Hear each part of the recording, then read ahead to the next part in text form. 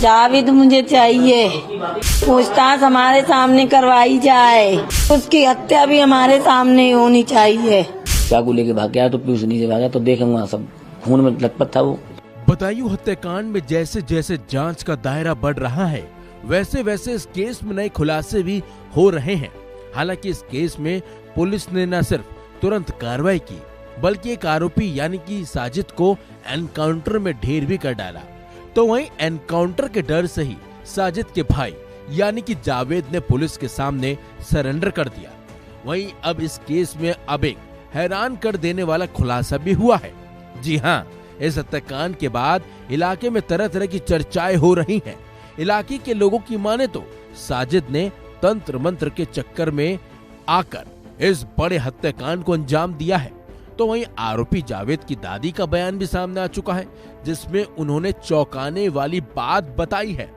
दो भाइयों की हत्या को लेकर जब आरोपी जावेद की दादी से सवाल दागे गए तो उन्होंने जावेद को बेकसूर बता दिया, बल्कि उन्होंने सारा दोष साजिद पर लगाते हुए कहा कि जो किया है वो साजिद नहीं किया होगा। जावेद की दादी ने यह भी कहा कि साजिद पर ऊपरी हवा का असर था।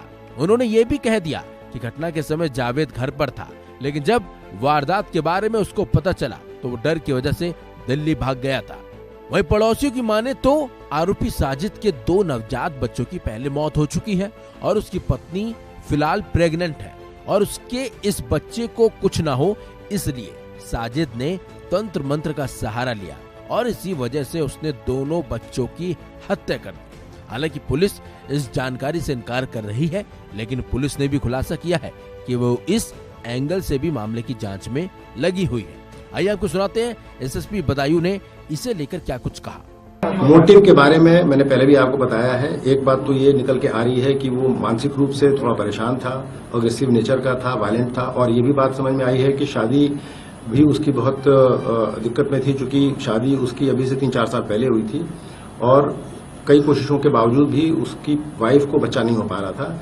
एक तो स्टिल बॉर्न बेबी हो गया था और 2-3 बच्चे उसके पेट में ही खराब हो गए थे।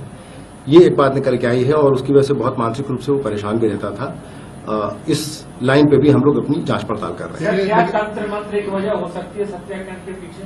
देखिए, इस कंजेक्चर पे अभी टिप्पणी करना उचित नहीं है, लेकिन जैसा मैंने आपको बताया कि जो भी फैक्ट्स हमारे पास अभी आए हैं इस पूछताछ से, उन सारे फैक्ट्स को एग्जामिन किया जा रहा है और उनको जो भी उसमें सब्सटेंशियल फैक्ट निकल के आएंगे वो इन्वेस्टिगेशन का पार्ट। बता दें 19 मार्च की शाम साजिद अपनी पत्नी के प्रसव के लिए रुपए मांगने पड़ोसी के घर पहुंचा था।